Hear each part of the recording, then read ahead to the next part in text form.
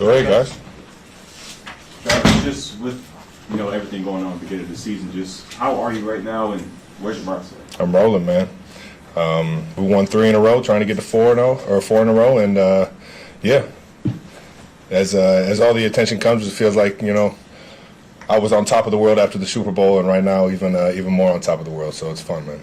Travis, the level of attention that's been the last couple of weeks with everything with Taylor, what has that been like to process for you, and even including things like actual paparazzi and all this? How are you managing that? No, we're learning with the paparazzi, just taking photos from all over the place. But at the same time, it's it comes with it. It comes with it. You got a lot of people that care about Taylor, and for good reason. So it's just got to keep living and learning and enjoying the moments. And at the end of the day, I've always been pretty good about compartmentalizing and being able to stay focused in this building. So I'll just keep rolling with that, man. Does being in this building kind of help you a lot to get away from everything else? I think it's always been that for me, no matter what's going on in my life, good or bad.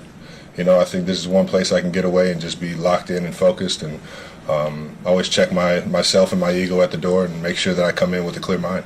What have you learned about the size and scope of her world, the entertainment world? It's worldwide, man. It's worldwide. It's been magnified for sure, though.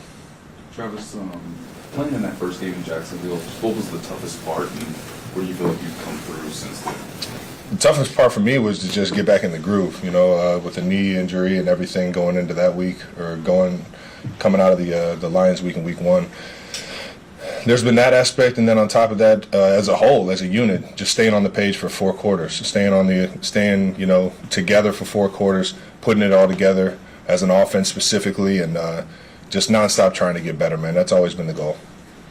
Travis, what's Patrick like coming off of a week where he feels like he didn't play his best? He's dialed in, man. He's dialed in. He's one of the best quarterbacks to ever do this thing because of how he can move on from things, how he can learn from things, and make sure that he's just being the best he can for the guys around him and the organization he's in front of. So it's just I expect him to go out there and beat Pat Mahomes, baby. Nothing less. This seems like a little bit ridiculous to ask, but what did you think of Aaron Rodgers? I thought it was pretty good. I mean, with this stash right now, I look like a guy named Mr. Pfizer.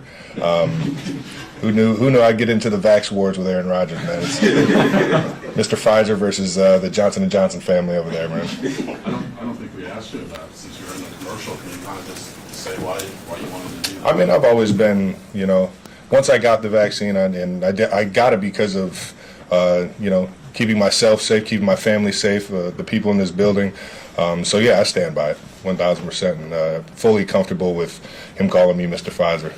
Travis, anything you've seen the first quarter of the season from other defenses that they might be playing differently than the years past that you've just seen this particular season? I mean, it's they might have focused in on a few things, at least up to this time frame in the season. Coach Flores is an unbelievable defensive coordinator, or defensive coach, I should say, just a coach in general. And I got a lot of respect for him, and I know that he's not shy of bringing the heat and putting the pressure on you, and we just got to be ready for it, man. Travis, how rare is it that you and Patrick maybe aren't on the same page? When I think there was one play last week, it looked like you guys were. There was a few plays, and it's just we're still learning. We're still trying to figure things out and trying to make the best decisions.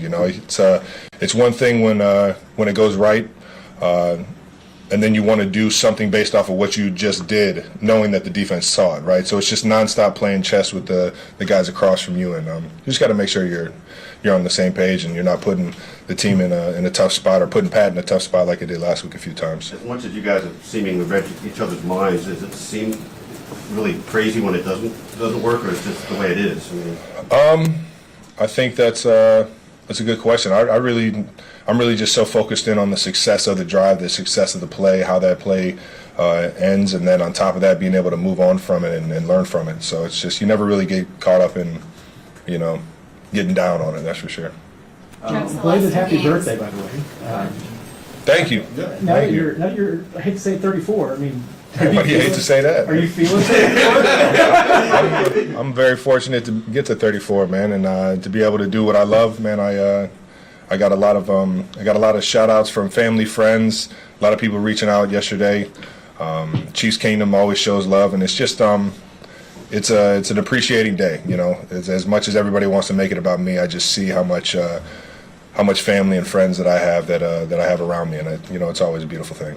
Do you feel like things get harder? I mean, are you noticing at this point in your career that it's a little bit more difficult between training camp and a knee injury, that there's more difficulties physically? There's been some things that have popped up that just make you stay on top of it, man. I think everybody gets to this point in their career, or if they're fortunate enough to get to year 11 in their career, you definitely got to start to hone in on things even more, and just make sure that you're available. Make sure that you're doing everything you can to make yourself available, and that's always been the mindset for sure. Matt? Trav, I think this is the longest you've had the mustache into the season. Was Yeah. this always the plan, or how did this work out? Yeah, it feels smooth, man. Feels good, man. Just got to cut this morning, if you couldn't tell. And I feel the power out there when I'm running routes for sure. Mackenzie? Yeah, the last 2 weeks it seems like the Chiefs games were also known as like Taylor watch. People want to know if she's coming to the game, that sort of thing. Yeah. How do you kind of tune that out? I know you mentioned on your podcast that it seemed like they were overdoing it a little bit with the cutaway shots. Everybody, having their eyes on her. Everybody's having fun with it, Whether I think they're overdoing it or not, I know I brought this to myself, or I've been fortunate enough to have fun with it, and that's where all that really matters, is that it's not pissing anybody off, over here at least. So I'm having fun with it, and I think that, like I said earlier, I've been pretty good at just compartmentalizing and making sure my focus is always about winning the game, and I don't see that changing anytime soon. We'll go last two, PJ and then Nate. Go, PJ. Jarvis, it feels like you've had a lot of self-reflection just right now with everything going on. Is that part of your birthday, or is that just, how often do you self-reflect? I'm fortunate, man. I've a lot of my home games, I have a lot of family and friends come in town, and that's almost like a birthday every single week. Especially when we get a win, because I think it's a 20-person suite, so you got at least 20 people coming in to see you specifically play the game you've been playing since you were a kid. There's a bit of a birthday feel to that when you get the family and friends around. So it's just, I'm always reflecting on how appreciative I am of the people around me, knowing that I grew up with a great community. I grew up with a great group of friends that I'm still close with, and on top of that, we grabbed a lot of good ones along the way. Nate? Travis, we talked to Pat last week about the touchdown where you made the decision to change the route. Obviously, you know all the route concepts. I just wonder, when you hear the play call, how much do you sort of anticipate yourself maybe saying, if the look looks a little bit differently, I'm going to do maybe what's different than on the page? Most of that is talked about, or at some point has been talked about in another route concept, and it will mirror up with Pat. I think for the most part, the flow of the game, the feel of the game. I've had so much fun with 1-5 outside the facility. I've seen that guy compete in everything from golf to pickleball to beer pong, you name it, man. And so I get what his competitive nature is, and that's I think that goes a lot further than people would expect. Thanks for having me. Thank you. All right, guys.